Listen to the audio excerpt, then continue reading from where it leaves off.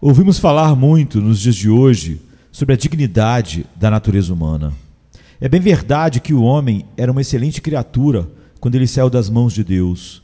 Mas se considerarmos esta questão, tendo em vista o homem caído como depravado pelo pecado, como podemos nos juntar com o salmista em nos admirarmos que o grande Deus possa se lembrar dele? Caído como o homem está do seu estado de original felicidade e santidade, suas faculdades e habilidades naturais constituem prova suficiente de que a mão que o fez é divina. Ele é capaz de grandes coisas. Sua compreensão, vontade, afeições, imaginação e memória são faculdades nobres e surpreendentes.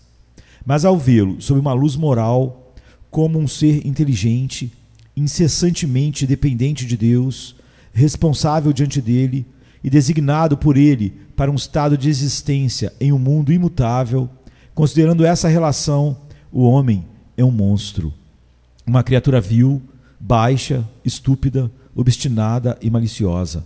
Não há palavras para descrevê-lo por completo. O homem, com toda a sua inteligência e realizações alardeadas, é um tolo. Enquanto ele está destituído da graça salvadora de Deus, a sua conduta, como as suas preocupações mais importantes, são as mais absurdas e inconsistentes. Então, que idiota mais cruel! Com relação às suas afeições e objetivos, ele se degrada muito abaixo das bestas. E pela malignidade e maldade da sua vontade, não pode ser comparado a nada tão adequadamente quanto com o diabo. A questão aqui não é sobre este ou aquele homem, um Nero ou um Heliogábalo, mas sobre a natureza humana, toda a raça humana, com exceção dos poucos que nascem de Deus. Há de fato uma diferença entre os homens, mas é devido às restrições da divina providência, sem a qual a terra seria a própria imagem do inferno. Um lobo ou um leão, enquanto acorrentado, não podem fazer muito mal, como se fossem soltos, mas a natureza é a mesma em toda a espécie. A educação e a preocupação, o medo e a vergonha, as leis humanas, o poder secreto de Deus sobre a mente, se combinam para formar muitas personalidades que são externamente decentes e respeitáveis. E até mesmo os mais perdidos estão sob uma restrição que os impede de manifestar uma milésima parte da maldade que está em seus corações. Mas o próprio coração é universalmente enganoso e desesperadamente corrupto. O homem é um tolo. Ele pode realmente medir a terra e quase contar as estrelas. Ele é rico em artes e invenções da ciência e da política. E deverá então ele ser chamado de tolo? Os pagãos antigos, os habitantes do Egito, Grécia e Roma, foram eminentes nesse tipo de sabedoria. Eles são até hoje estudados como modelos por aqueles que visam a excelência em história, poesia, pintura, arquitetura, filosofia e outros esforços do gênio humano, que são adequados para polir as maneiras sem melhorar o coração. Mas os seus filósofos mais admirados, os legisladores, os lógicos, oradores e artistas, eram tão destituídos como loucos ou crianças daquele único conhecimento que merece o nome de verdadeira sabedoria. Dizendo-se sábios, tornaram-se loucos, como está em Romanos 1:22. Ignorantes a respeito de Deus, mas conscientes da sua própria fraqueza e da sua dependência de um poder acima dos seus próprios, e estimulados por um princípio interior de medo, do qual não conheciam nem a origem, nem a aplicação correta, eles adoraram a criatura em vez do Criador. Sim, colocaram a sua confiança em madeiras e pedras, nas obras das mãos dos homens, em vaidades e quimeras. Uma familiaridade com a sua mitologia ou fábulas religiosas se passa conosco por um ramo considerável de aprendizagem, porque ele é desenhado a partir de livros antigos, escritos em línguas não conhecidas pelo vulgo, mas no ponto de certeza da verdade, podemos receber tanta satisfação de uma coleção de sonhos quanto a partir dos delírios de lunáticos. Se, portanto, admitimos estes sábios, admirando-os como uns espécimes toleráveis da humanidade, não devemos confessar que o homem, em sua melhor condição, porém estando inteiramente sem a instrução do Espírito de Deus, é um tolo? Mas será que somos mais sábios do que eles? Nem um pouco, até que a graça de Deus nos faça assim. Nossas vantagens superiores mostram apenas a nossa loucura de uma forma mais marcante. Porque todas as pessoas são contadas como tolos. Um tolo não tem bom senso. Ele é regido totalmente pelas aparências e prefere um casaco fino em relação às escrituras de uma grande propriedade.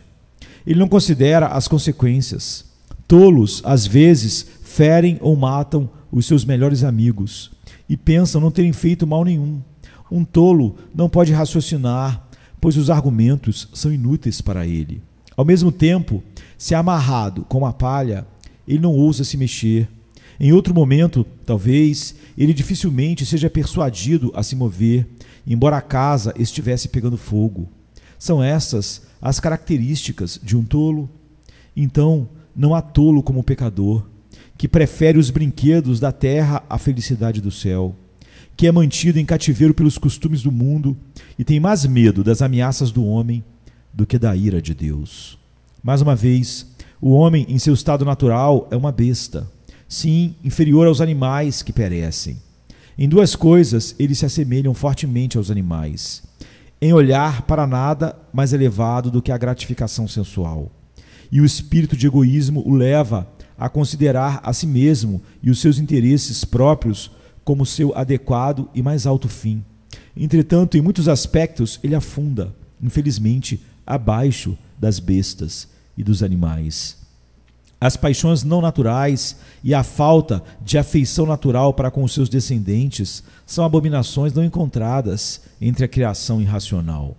Que diremos das mães destruindo seus próprios filhos com suas próprias mãos ou do ato horrível de suicídio? Semelhantemente, homens são piores do que animais em sua obstinação. Eles não tomarão advertência. Se um animal foge de uma armadilha, ele será cauteloso para não se aproximar dela novamente. E em vão se estende a rede à vista de qualquer ave. Porém o homem, embora seja muitas vezes repreendido, endurece a cerviz e corre em direção à sua própria ruína com os olhos abertos. E pode desafiar a Deus em sua face e expor-se à condenação. Mais uma vez, vamos observar como os homens se assemelham ao diabo. Há pecados espirituais e estes, em sua proeminência, a Escritura nos ensina a julgar o caráter de Satanás.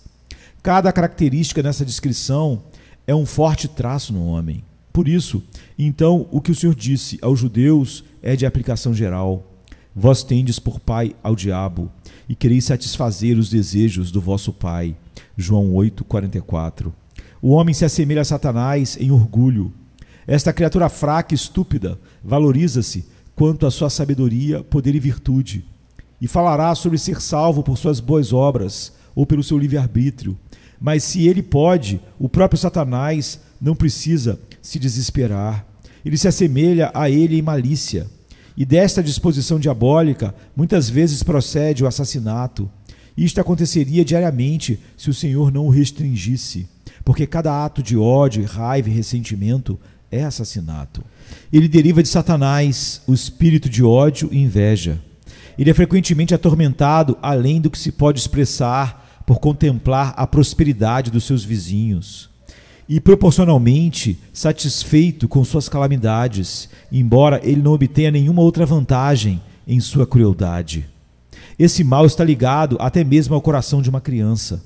A disposição para ter o prazer de provocar dor nos outros aparece muito cedo. Crianças, se deixadas a si mesmas, desde cedo sentem prazer em torturar insetos e animais. Que miséria é que a crueldade gratuita de homens inflige a galos, cães, touros, ursos e outras criaturas, a ponto de aparentarem não terem sido formados para nenhum outro fim, senão para deleitarem os seus espíritos selvagens com seus tormentos. Se formarmos nosso julgamento dos homens quando eles parecem mais satisfeitos e não tendo nem raiva nem ressentimento para pleitear sua culpa, é demasiado evidente, mesmo na natureza de suas diversões, quem eles são e a quem servem.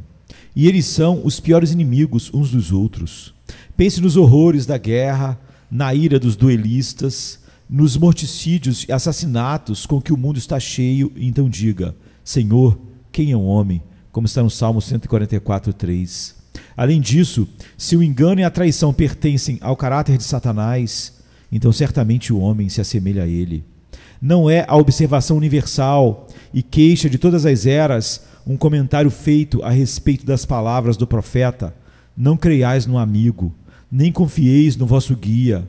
Daquela que repousa no teu seio, guarda as portas da tua boca, pois cada um caça o seu irmão com rede. Miqueias 7, 5. Quantos neste momento têm motivos para dizer com Davi: as palavras da sua boca eram mais macias do que a manteiga, mas havia guerra no seu coração. As suas palavras eram mais brandas do que o azeite, contudo, eram espadas desembainhadas. Salmo 55, 21. Mais uma vez, como Satanás, os homens estão ansiosos em tentar outros a pecar. Não contentes em condenar a si mesmos, eles empregam todas as suas artimanhas e influências para seduzir tantos quantos eles possam a lhe seguirem para a mesma destruição. Por fim, na oposição direta a Deus e à bondade, na inimizade e desprezo ao evangelho da sua graça, e em um espírito de perseguição e amarga para com aqueles que o professam, o próprio Satanás dificilmente pode excedê-los. Aqui, na verdade, eles são seus agentes e servos voluntários. E porque o próprio Deus bendito está fora do seu alcance, eles trabalham para mostrar o seu despeito por ele na pessoa do seu povo. Eu desenharei mais alguns contornos da imagem do homem caído, pois oferecer uma cópia exata dele, que possuísse cada um dos seus aspectos, o aspecto do seu pleno agravamento de horror, e pintá-lo como ele realmente é, seria impossível. Muito já foi observado para ilustrar a propriedade da exclamação: Senhor, quem é o homem?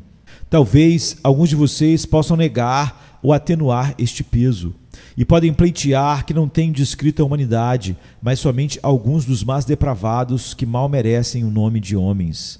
Mas eu já tenho me precavido contra essa exceção. É a natureza humana que eu descrevo. E os indivíduos mais vis e perdulários não podem pecar além dos poderes e limites desta natureza que eles possuem em comum com o mais benigno, moderado dos homens. Embora possa haver uma diferença na fecundidade das árvores, no entanto, a produção de uma maçã determina a natureza da árvore que a gerou, tão certamente como se tivesse produzido 1000 maçãs. Assim, no presente caso, se admitimos que essas extravagâncias não são encontradas em todas as pessoas, isso seria suficientemente confirmação de que eu antecipei, porém elas podem ser encontradas em qualquer um, a menos que pudesse também ser provado que os que parecerem mais perversos do que os outros são de uma espécie diferente do restante. Mas eu não preciso fazer esta concessão.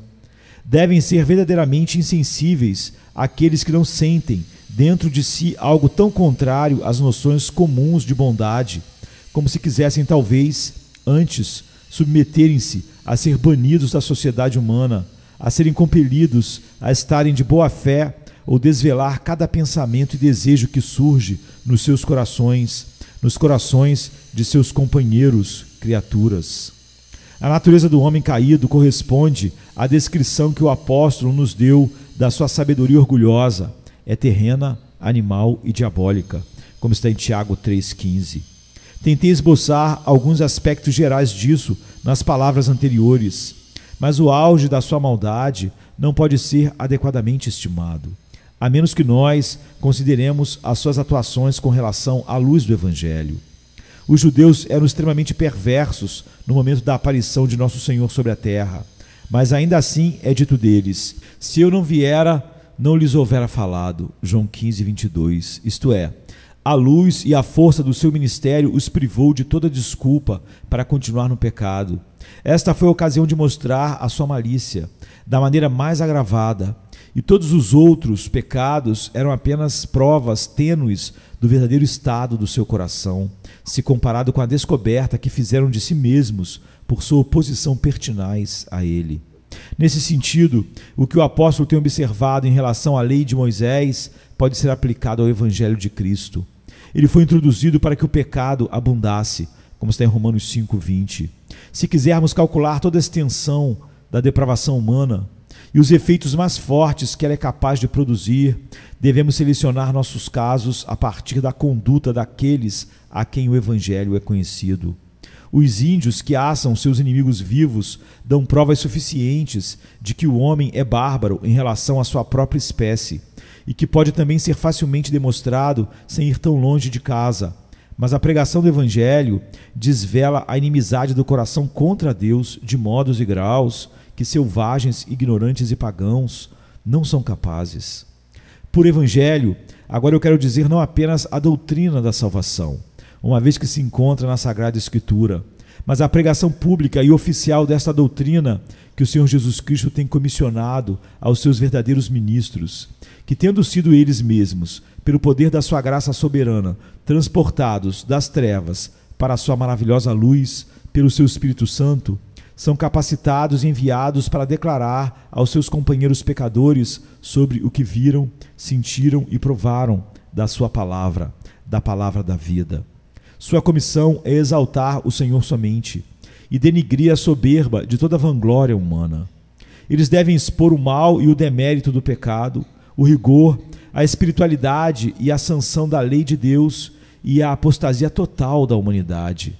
E a partir dessas premissas, demonstrar a absoluta impossibilidade de escapar da condenação do pecado por quaisquer obras ou empreendimentos de sua autoria, e em seguida proclamar a salvação plena e livre do pecado e da ira pela fé no nome, sangue, obediência e mediação do Deus manifestado na carne, juntamente com a denúncia da miséria eterna a todos os que finalmente rejeitarão o testemunho que Deus deu de seu Filho. Embora estes vários aspectos da vontade de Deus em relação aos pecadores e outras verdades em conexão com eles sejam claramente revelados e repetidos, incutidos na Bíblia, e que a Bíblia é encontrada em quase todas as casas, no entanto, vemos de fato que ela é um livro selado, pouco lido, pouco compreendido e muito menos amado, e, portanto, ainda menos considerado, exceto nos lugares que o Senhor se agrada de favorecer ministros que podem confirmar essas pessoas a partir da sua própria experiência e que, por um senso do seu amor constrangedor e do valor das almas, estão motivados em fazer um fiel cumprimento do seu ministério e uma grande coisa pelas suas vidas. Estes não visam adquirir riquezas, mas promover o bem-estar dos seus ouvintes. São igualmente indiferentes às carrancas ou os sorrisos do mundo, e não amam as suas vidas, contanto que possam ser sábios e bem-sucedidos em proclamar o Evangelho da graça de Deus. Quando o Evangelho, nesse sentido da palavra, em primeiro lugar chega a algum lugar, embora as pessoas estejam vivendo em pecado, pode ser dito que elas pecam por ignorância. Eles ainda não foram avisados do perigo. Alguns estão bebendo a iniquidade como a água, outros mais sobriamente enterrando-se vivos nos cuidados e negócios do mundo.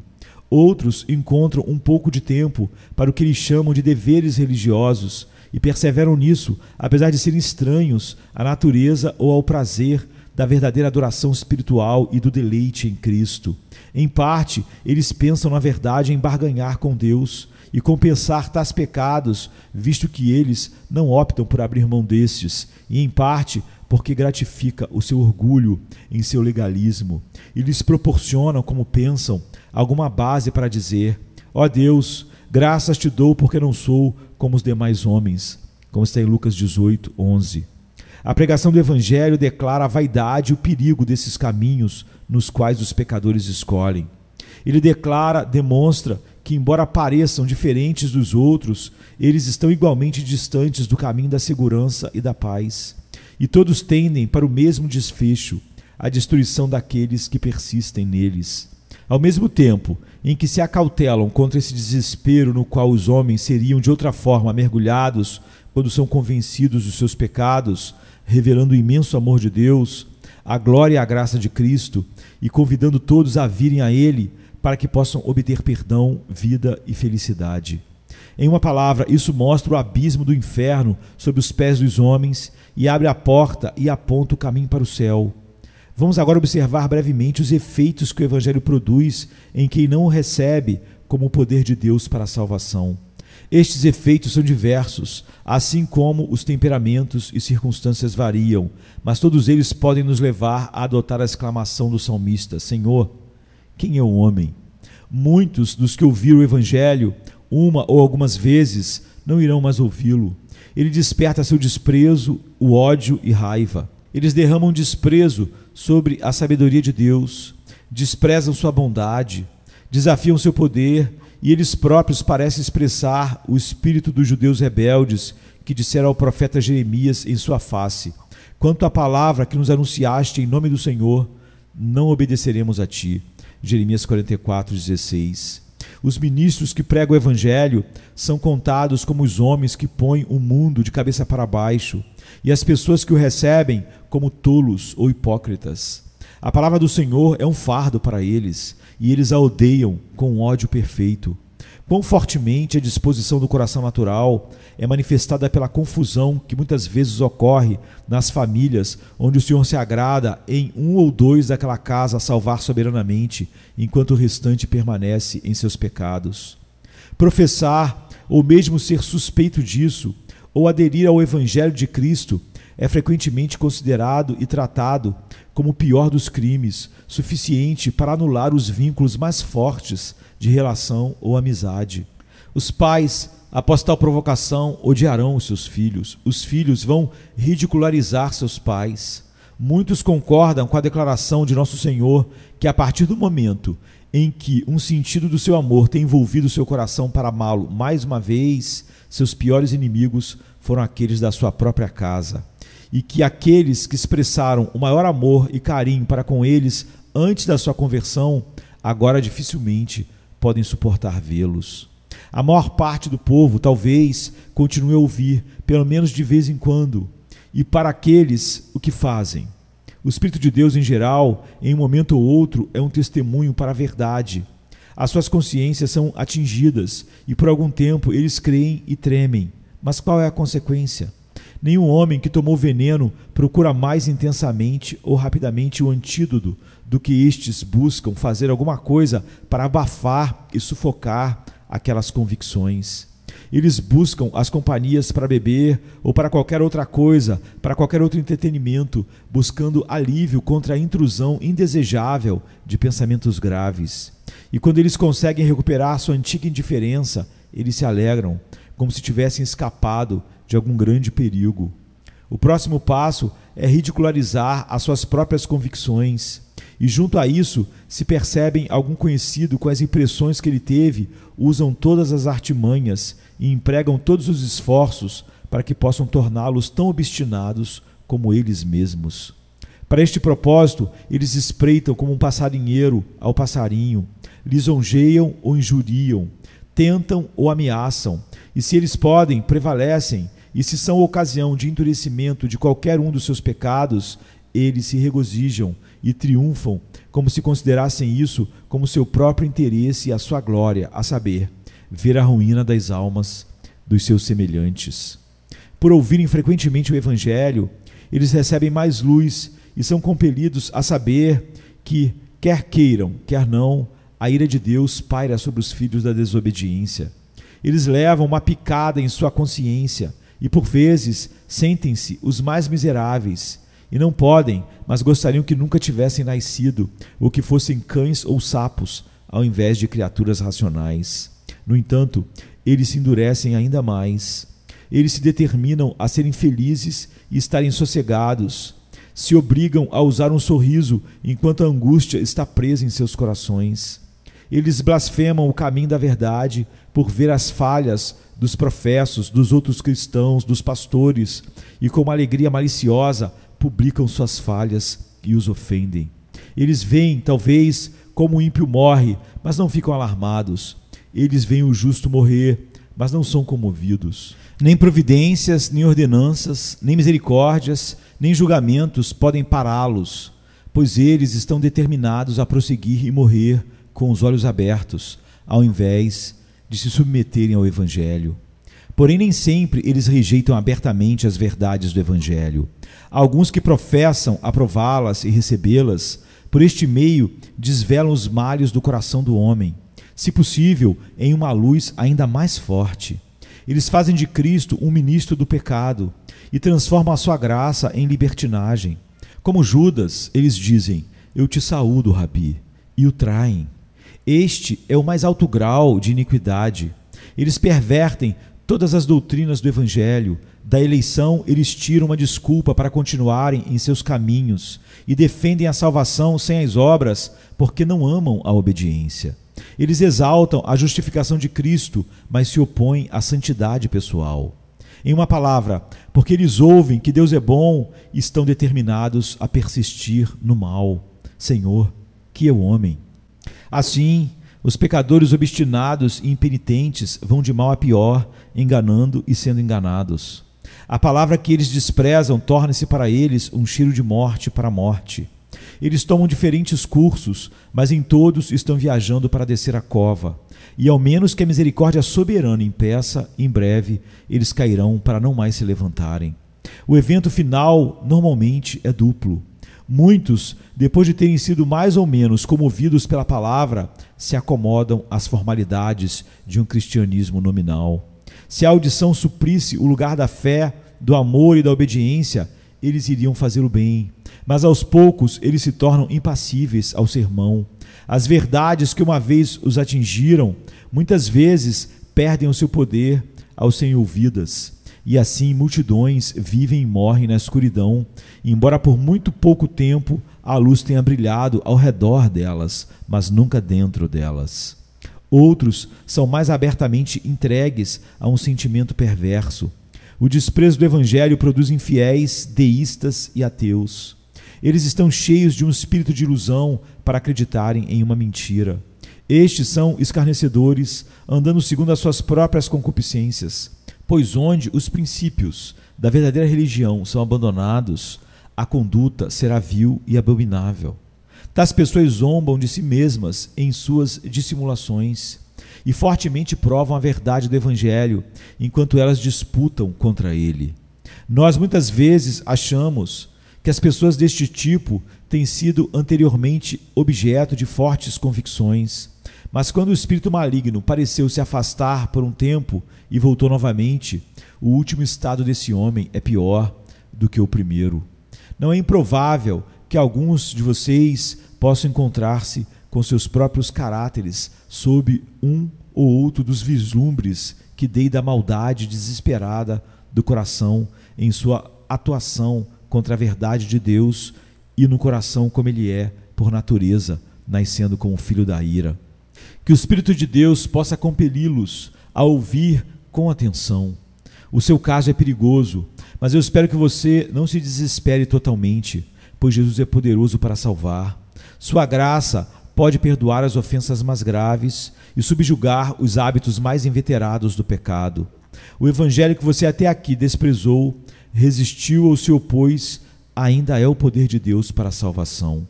O sangue de Jesus, sobre o qual até agora você tem pisoteado, fala melhor do que o sangue de Abel e possui virtude para limpar aqueles cujos pecados são escarlate e carmesim, e para fazê-los brancos como a neve. Até agora você foi poupado, mas já é tempo de parar, baixar os braços da rebelião e humilhar-se aos pés do Senhor Jesus Cristo. Se você fizer isso, você ainda pode escapar, mas se não, saiba com certeza que a ira vindoura cairá sobre você ao máximo, e você perceberá em breve, em sua consternação indizível, que terrível coisa é cair nas mãos do Deus vivo.